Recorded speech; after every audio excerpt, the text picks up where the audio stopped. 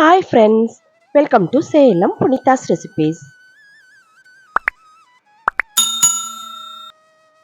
இன்னைக்கு சேலம் குகை ஸ்பெஷல் கடலைப்பருப்பு கூட்டுக்குழம்பு எப்படி செய்கிறதுன்னு பார்க்கலாங்க. வாங்க வீடியோக்குள்ளார போகலாம். சேலம் குகை ஸ்டைலில் கூட்டு குழம்பு இதை இன்றைக்கி எப்படி செய்கிறதுன்னு இப்போ பார்க்கலாங்க.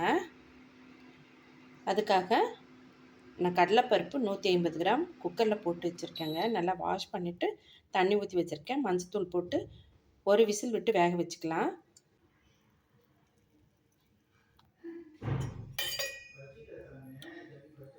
கொஞ்சம் எண்ணெய் சேர்த்துக்கலாங்க, சீக்கிரமாக வெந்துடும். பருப்பு பாருங்கள், இந்த அளவுக்கு வெந்துருச்சு. ஒரு விசில் தான் விட்டுருக்கேன்.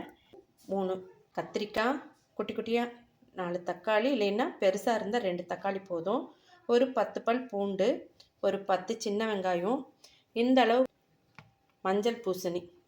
இந்த கூட்டு குழம்புக்கு மஞ்சள் பூசணி தாங்க ஹைலைட்டு, நமக்கு ஸ்வீட்னஸை கொடுக்கும். இதெல்லாம் கட் பண்ணிக்கலாங்க. கத்திரிக்காயை இந்த மாதிரி கட் பண்ணி தண்ணியில் போட்டு வச்சுருக்கேங்க.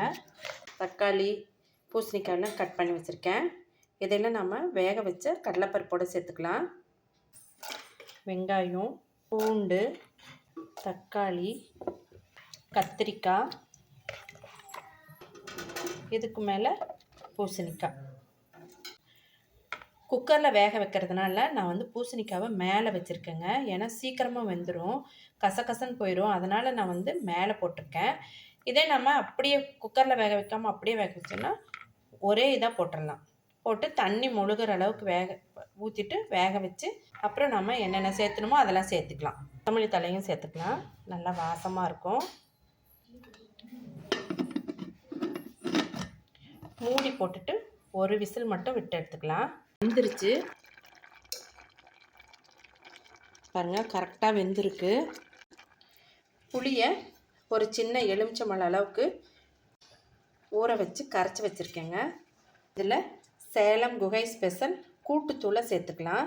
2 டேபிள் ஸ்பூன் அளவுக்கு சேர்த்துட்ருக்கேன். இப்போது நல்லா கரைச்சி வச்சுட்டேங்க.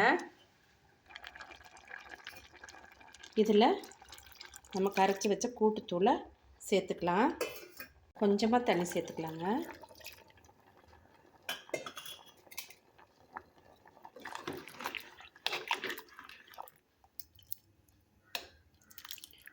ஒரு 5 நிமிஷம் கொதிக்கட்டும்.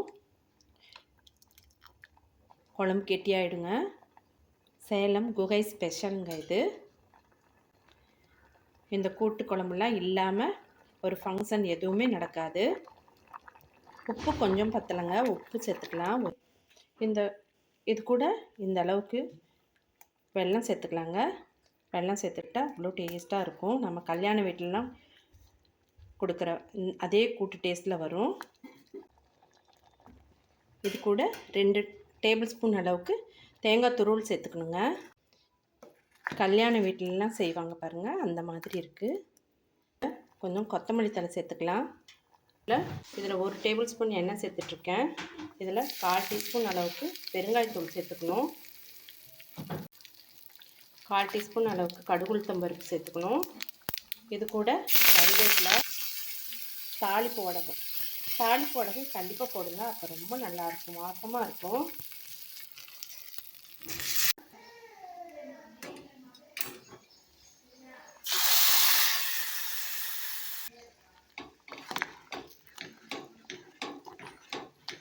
ரெடியாக சாதத்தோட கோவக்காய் பொரியல், வடை, கூட்டு.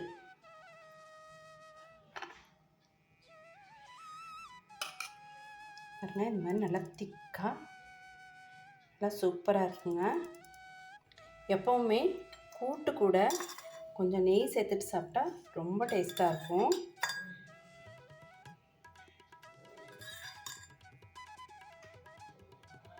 கூட்டு குழம்ப செஞ்சு சாப்பிட்டு பார்க்கலாங்க எப்படி இருக்குன்ட்டு.